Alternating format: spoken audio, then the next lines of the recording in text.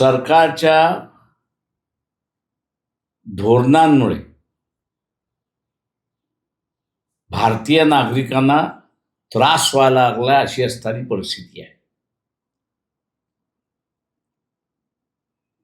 Iran आपल्याबरोबर जम्मू आणि काश्मीरच्या प्रश्नावरती उभा राहिला, परंतु अमेरिका आणि इस्रायल यांनी इराणवरती ज्यावेळेस हमला केला त्यावेळेस आपण इराणच्या बाजूने नाही असं स्पष्ट केलं. इराणचे जे मित्र आहेत, चायना आहे,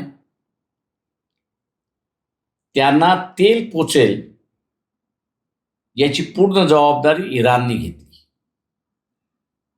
इराणने जशी मित्रता निभावली तर आपण सुद्धा मित्रता निभावली असती तर भारताला सुद्धा इराणने गॅस पुरवला असता अशी परिस्थिती आहे. आणि आज जो तुटवडा दिसतोय, गॅस सिलेंडरचा तुटवडा दिसतोय, तो कदाचित आपल्याला दिसला नसता.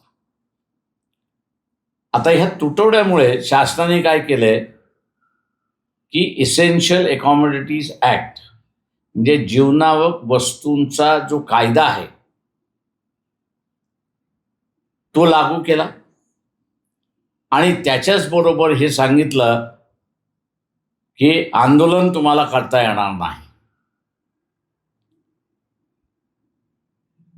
ज्यांच्याकडे धोरण नाहीत, फक्त जात आणि धर्म एवढंच फक्त असणारं अजेंडा आहे, त्यांना ते आंतरराष्ट्रीय राजकारण करू शकत नाही अशी परिस्थिती आहे.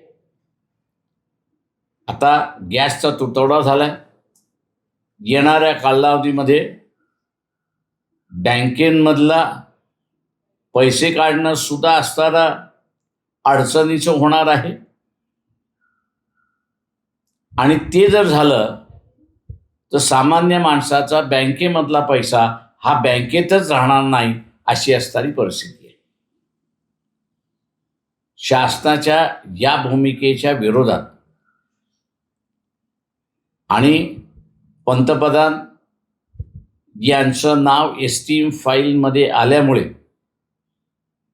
मराठीत जी म्हण आहे, कोणी यावं आणि टिकली मारून जावं, त्या पद्धतीने असणारं ज्याला ज्याला जे भारताकडून साधून घ्यायचं आहे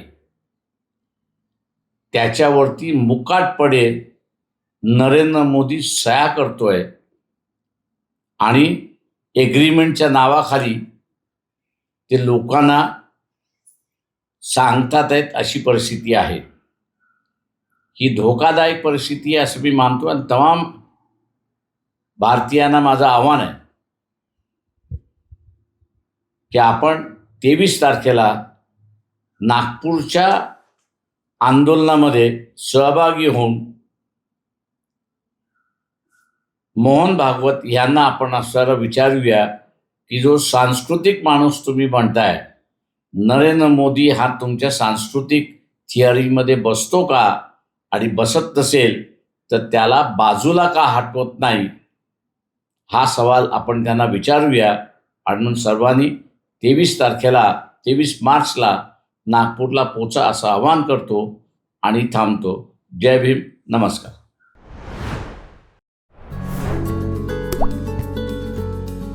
आता जोकासू एसटीपी या अत्याधुनिक जॅपनीज तंत्रज्ञानाने सुसज्ज, quick installation, energy efficient, noiseless blowers, low maintenance या आणि अशा वैशिष्ट्यांनी परिपूर्ण जोकासू एसटीपी तंत्रज्ञान प्रकल्प उभारणीपासून ते विक्री पश्चात समाधानकारक सेवा देणारी, भारताबरोबरच परदेशात देखील प्रकल्पांची यशस्वी उभारणी करणारी company Deccan water treatment private limited.